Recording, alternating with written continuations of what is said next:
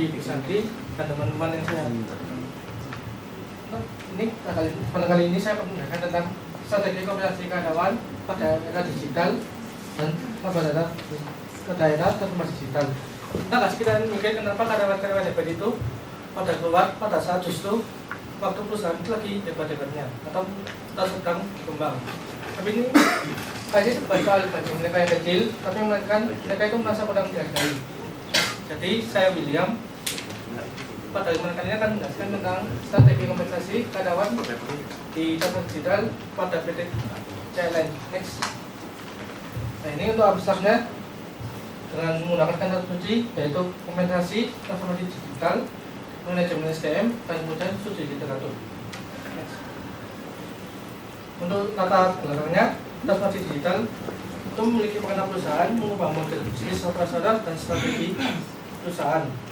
Untuk perusahaan harus menyesuaikan cara kerja, struktur organisasi, dan cara mengelola karyawan agar tetap relevan pada era teknologi ini.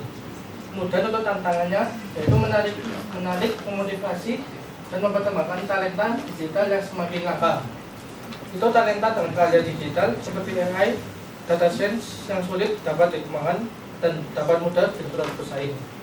Sehingga perusahaan harus punya strategi khusus untuk mempertahankan karyawan tersebut.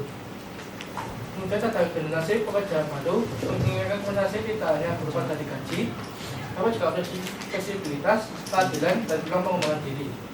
Yang dimana karyawan kini menerapkan lebih dari sekedar gaji.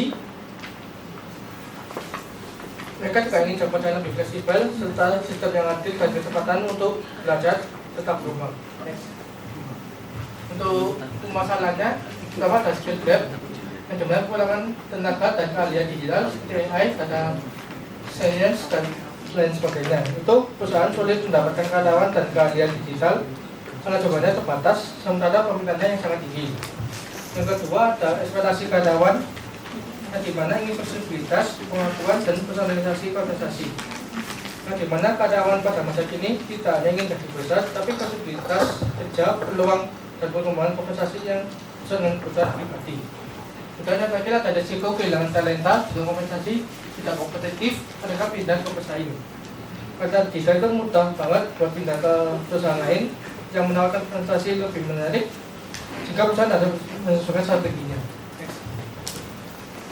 Untuk tujuan penelitian, kita dapat mengkaji strategi kompetitif adaptif dan dimana itu menganalisis bagaimana perusahaan dapat merespon kebutuhan karyawan pada era digital melalui market kompensasi yang cepat, mengidentifikasi elemen kunci strategi dan kompensasi digital.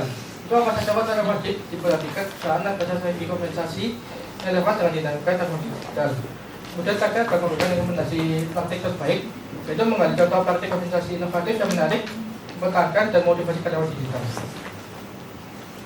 Untuk metode yang saya gunakan ada studi literatur yang diambil pada tahun 2020 sampai 2024 dengan artikel yang saya kaji sekitar jumlah 25 artikel ada dari 12 artikel identifikasi Scopus dan 13 Sinta. Untuk sumber penilaiannya ada dari sekolah, Scopus, dan juga Sinta. Dan menggunakan kata kunci utama kompensasi, transformasi digital, manajemen SDM, karyawan, dan pusat kerja.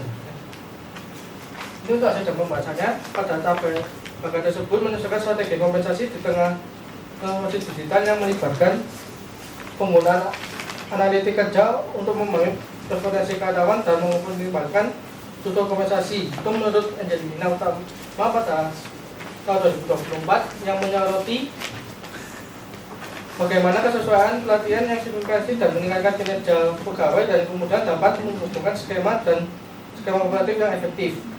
Dan kemudian kerja lebih jauh, guna pelatihannya dalam meningkatkan kinerja yang kemudian dapat dihubungkan skema operatif dan efektif. Jadi untuk gambar yang A, gambar yang sebelah kiri itu mempresentasikan kesebaran gaji pokok dan bonus, sedangkan gambar 2B yang kanan menunjukkan sebaran manfaat finansial seperti tunjangan kesehatan, program wellness, serta opsi kerja fleksibel. Yang bagaimana pembahasan ini sejalan dengan penelitian Widianto dan CTNG pada tahun 2019 yang menunjukkan bahwa kompensasi dan disiplin kerja memiliki pengaruh terhadap kepuasan utama kerja karyawan. Selain itu, Widianto Utami pada tahun 2019 juga mengatakan peran kompensasi dan motivasi karyawan terhadap kinerja, yang berarti strategi organisasi harus dirancang tidak hanya untuk menarik tapi juga mengurusi karyawan pada lingkungan yang ada digital yang dinamis.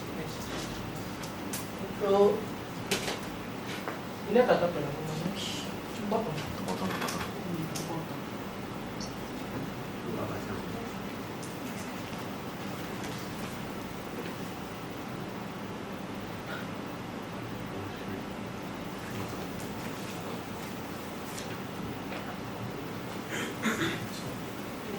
Next.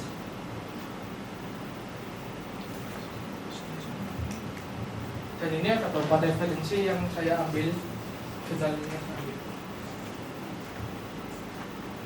Itu saja saya. Jika ada pertanyaan.